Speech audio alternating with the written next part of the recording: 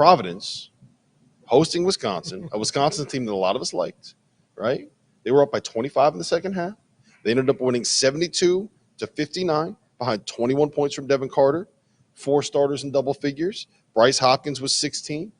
Jeff, I said on our hot take show, I think Providence has a chance to make the Final Four. I did laugh at you. And I'm still laughing. You laughed at me. But yeah, in all seriousness, I think that this game said more about the dunk than it did necessarily anything else.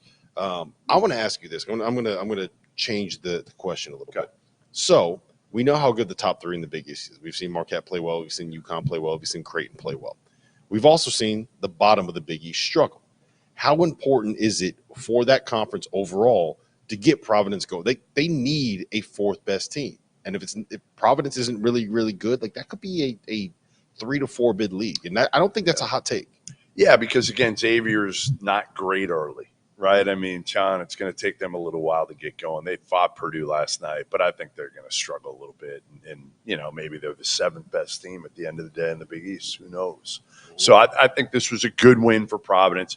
And you have to protect your home court in games like this, where you're kind of talking about teams that might be on the bubble at the end of the day.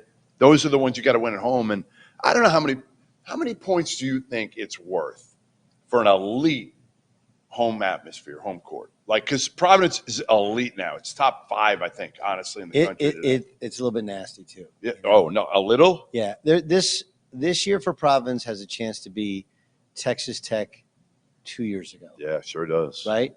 Yeah. You lose a guy who said he was never leaving. Yeah, you're pissed off at the world. Pissed off at the world. They're already pissed off at the world in Providence because they're not in Boston. They're not in New York, right?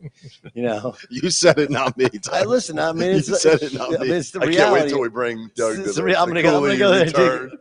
Doug's going nowhere near that one. I also pointed out how awesome the dunk is earlier today, and I personally really like Kim. He's very different than the guy who preceded him in that he's thoughtful and introverted and gives incredibly insightful answers, whereas you're following a guy that just want to make everybody laugh and fill up a room with his energy. It's different. But yeah, they have a chance to be a lot better because of that place and because of that energy, feeding off that energy. I believe that. That's a real thing. Like how many points is it worth? Yeah, what do you think it is? Guess. What do you think it is? 5 or 6? Yeah. It's a lot. 6. It can snowball on you, I mean, like, look, I don't think people understand. We all say home court advantage, but it's like if you win 95% of your home games, you're going to go to the NCAA tournament. Right. Like you're just going to. Yeah. You're not going 0 for on the road, and especially in this league. Like, look, think about it. You just pluck off DePaul, and Xavier's a tough place, and Butler, and maybe Georgetown before they get it going, or St. John's, right? Like you win all but one of your home games. Right? Maybe you drop a home game. Okay, so that means you're going to get a couple good scalps, and then you win just a handful of road games. Like you're going to the NCAA tournament. It's that simple. And then if you have a really good year on the road, I think, you're going to get a good why season. are we not talking about the Big Ten?